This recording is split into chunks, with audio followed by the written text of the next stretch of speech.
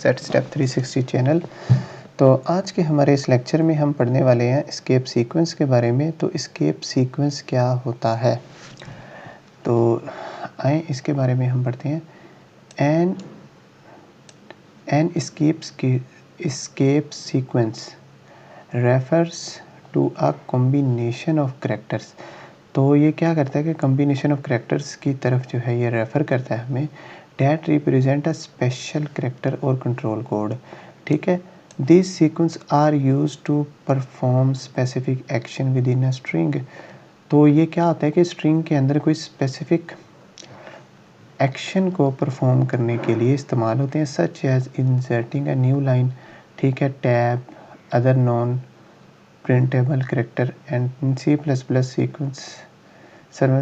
Sequence serves a similar purpose. ठीक है, तो क्या होता है कि ये जो हमारे एस्केप सीक्वेंस जो होती हैं, ये हमारे डबल कोट्स के अंदर जो हमारी स्ट्रिंग होती है, अब ये बात याद रखें, ये स्पेशल पर्पस के लिए इस्तेमाल होते हैं। और ये जो होते हैं हमारी जो स्ट्रिंग होती है C++ के अंदर, उसके अंदर जो हमारी स्ट्रिंग होती है उसको कंट्रोल करने के लिए इस्तेमाल होते हैं। ठीक है, जैसे कि स्ट्रिंग को न्यू लाइन पे लेके आना, उसको टैप देना। ठीक है, अलार्मिंग है इसके अंदर, इस तरह के कुछ फीचर्स हैं इसके अंदर। तो आए अब मैं आपको बताता हूँ ये कौन से होते हैं। ठीक है, इसको कहते हैं बैकस्लैश, ये जो साइन होता है। ठीक है, इसको कहते हैं बैकस्लैश, इसको कहते हैं सिंगल कोटेशन मार्क। ठीक है, और यहाँ पर जो है इसको कहते हैं डबल कोटेशन मार्क। ठीक है, ये है बैकस्लैश n यानी कि न्यू लाइन, और यहाँ पर है बैकस्लैश t, ये टैप देने के लिए इस्तेमाल होता है। ठीक है, और ये जो है ये इस्तेमाल होता है बैकस्लैश b, ये होता है बैक स्पेस देने के लिए। r क्या इस्तेमाल होता है, कैरेज रिटर्न के लिए। f जो होता है वो फॉर्म फील्ड के लिए इस्तेमाल होता है। a फॉर अलर्ट और बेल के लिए इस्तेमाल होता है। ठीक है, और ये जो b जो है वो वर्टिकल टैब के लिए होता है। ठीक है, तो ये कुछ होते हैं एस्केप सीक्वेंस। ठीक है, और ये स्ट्रिंग के अंदर इस्तेमाल होते हैं। अब यहाँ पर एक प्रोग्राम है, मैंने आपको जैसे कि बताया कि एस्केप सीक्वेंस क्या होते हैं, ये बैकस्लैश के साथ होते हैं। तो ये देखें, पहले ये वाला बैकस्लैश डाला, फिर उसके आगे ये डाल दिया। ठीक है, तो इसकी आउटपुट क्या आएगी, हेलो वर्ड आ जाएगी। ठीक है, उसके साथ में दरमियान में ये बैकस्लैश शो हो जाएगा। ठीक है, उसके बाद क्या है कि हमने टैब देना है, टैब स्पेस देनी है। तो उसके लिए हम क्या इस्तेमाल करते हैं, जब सी आउट करेंगे दिस इज़ आ, उसके बाद ये बैकस्लैश टी यानी कि टैब के लिए। तो आगे हमने क्या किया है, बैकस्लैश n भी यूज़ किया है। बैकस्लैश n होता है न्यू लाइन के लिए। ठीक है, तो ये जो है इस्तेमाल हो गया। ठीक है, यहाँ पर आगे हमने इस्तेमाल किया है बैकस्लैश b।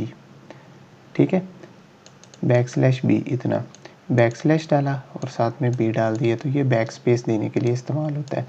ठीक है, दिस इज़ आ, और उसके बाद मैंने बैकस्लैश डाला और r डाल दिया, ये होता है कैरेज रिटर्न के लिए। ठीक है, उसके बाद क्या होता है कि दिस इज़ आ फिर लिखा डबल कोट्स के अंदर, और यहाँ पर हमने लिखा हुआ है बैकस्लैश f। तो ये होता है this is a form field के लिए इस्तेमाल होता है। ठीक है, और उसके बाद क्या है कि हमने डाला हुआ है बैकस्लैश, ये अलार्म के लिए, अलर्ट के लिए इस्तेमाल होता है, बीप के लिए, स्मॉल बीप के लिए इस्तेमाल होता है, दिस इज़ अ, और यहाँ पर क्या है बैकस्लैश वी, ये वर्टिकल टैब के लिए इस्तेमाल होता है।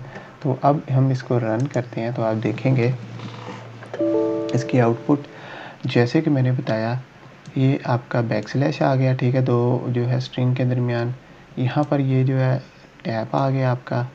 ठीक है, this is the back space, इसके दरमियान में बैक स्पेस आ गई। ठीक है, ये कैरेज रिटर्न के लिए इस्तेमाल हुआ है, दिस इज़ द, ठीक है, तो ये आपको अभी आवाज़ भी आई होगी। ठीक है, तो फॉर्म फील्ड के लिए इस्तेमाल होता है, दिस इज़ एन अलर्ट, ये जो है आपको अभी अलार्म या कोई छोटी सी बीप आई होगी आपको जैसे ही ये प्रोग्राम रन हुआ होगा।